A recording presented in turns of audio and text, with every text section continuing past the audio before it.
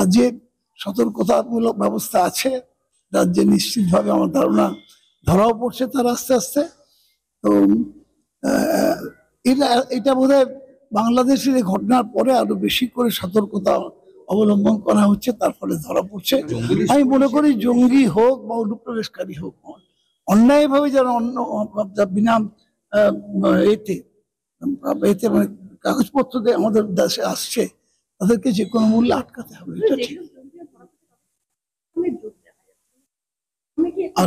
আসামে বড় ঘাঁটি আছে, আজকেও আবার পাওয়া গেছে সেখানে একজনকে, তাকে গ্রেপ্তার করা হয়েছে শুনলাম। আসামে একটা বড় ঘাঁটিও আছে বলে আমার সন্দেহ হচ্ছে। ওরা সারা ভারতবর্ষে ছড়িয়ে আছে, সেরকম বিভিন্ন জায়গাতে খবর আসছে।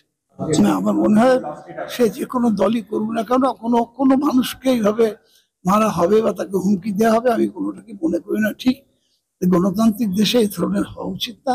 যারা করছে তারা গণতন্ত্রে বিশ্বাস করে না, বা যারা মানে খুন করবে বলে এতে আমাদের দেশে না রকম অস্ত্র মজুত করছে বা অন্যান্য জিনিস মজুত করছে, তারা তো গণতান্ত্রিক নয়, তারা গণতন্ত্রে বিশ্বাস করে না। তাই আমাদের যারা আমরা গণতন্ত্রে বিশ্বাস করি তারা মনে হয় ঐক্যবদ্ধভাবে এর প্রতিরোধ করা দরকার।